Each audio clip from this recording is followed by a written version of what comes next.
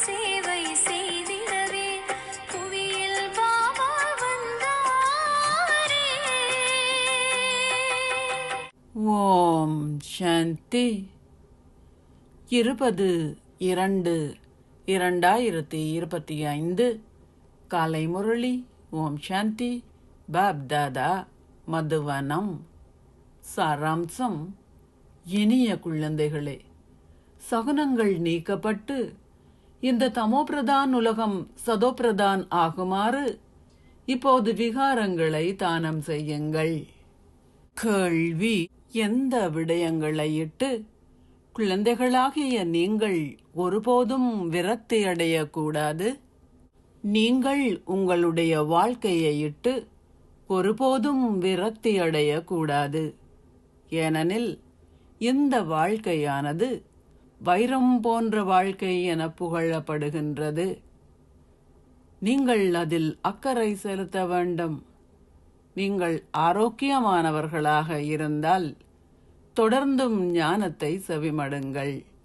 நீங்கள் தொடர்ந்தும் இங்கு எவ்வளவு நாட்கள் வாழ்கின்றீர்களோ அந்த அளவிற்கு தொடர்ந்தும் வருமானம் சம்பாதிக்கப்படுவதுடன் உங்களின் கணக்கும் தீர்க்கப்படும். பாடல்: ஓம் நம சிவாய.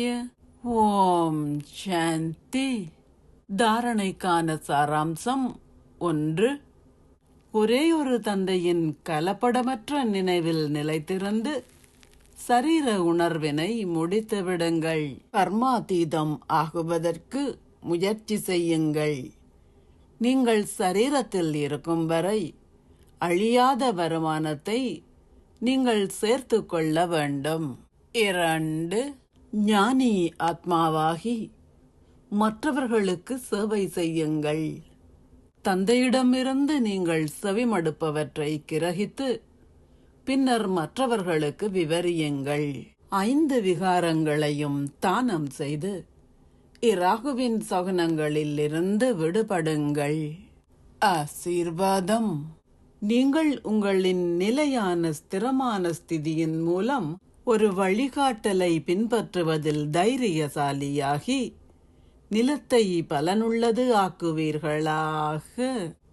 குழந்தைகளான நீங்கள் ஒன்று கூடலில் ஒரே வழிகாட்டலை பின்பற்றுவதில் உங்களின் நிலையான ஸ்திரமான ஸ்திதி மூலம் தைரியசாலிகளாக இருக்கும்போது, ஒரே பணியை செய்வதில் நீங்கள் ஈடுபட்டிருக்கும் போது நீங்கள் சதா பூத்து குலுங்குவதுடன் அந்த நிலமும் நல்ல விளைச்சலை தரும்.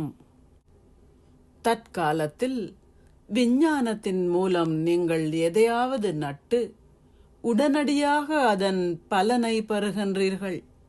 அதேபோல் மௌன சக்தியால் நீங்கள் இலகுவாகவும் விரைவாகவும் வெளிப்படுத்தலை காண்பீர்கள்.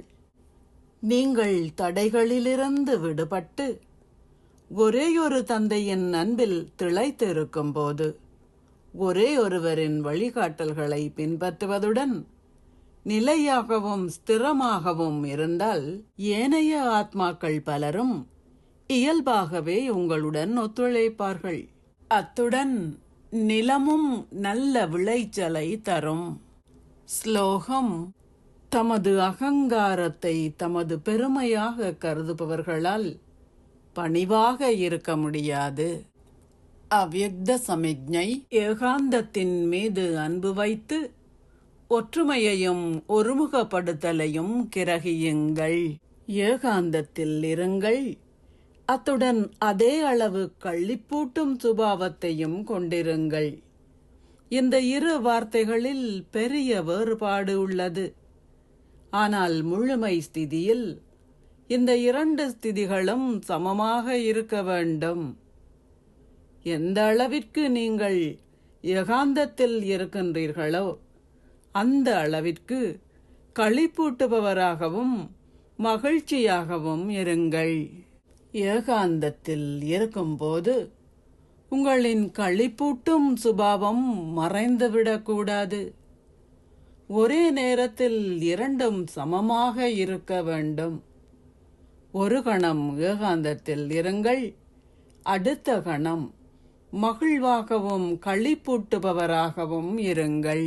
எந்த அளவிற்கு நீங்கள் முதிர்ச்சியாகவும் சீரியஸாகவும் இருக்கின்றீர்களோ அந்த அளவிற்கு ஒத்திசைபவராகவும் ஆகுங்கள். ஒத்திசைபவர் என்றால் சுபாவத்திலும் சம்ஸ்காரங்களிலும் ஒத்திசைபவர் என்று அர்த்தம். ஓம் சாந்தி. நன்றிகள் பாபா.